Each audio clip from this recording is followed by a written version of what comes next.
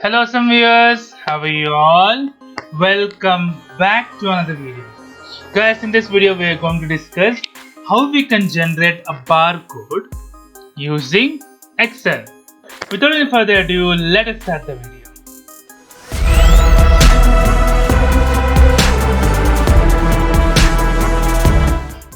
For that guys, let us add randomly two headers. So I'll write product name and barcode randomly, right? So I'll add product, this will be the serial number.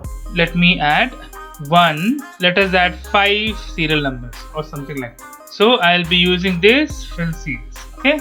So I'll be adding 8 serial numbers.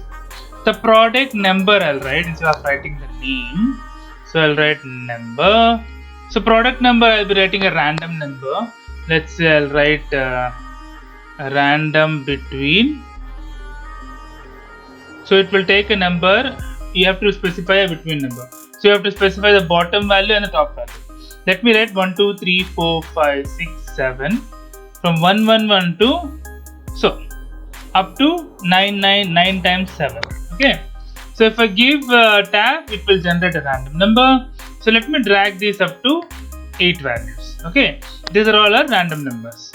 So for the barcode generation, you have to write simple guys.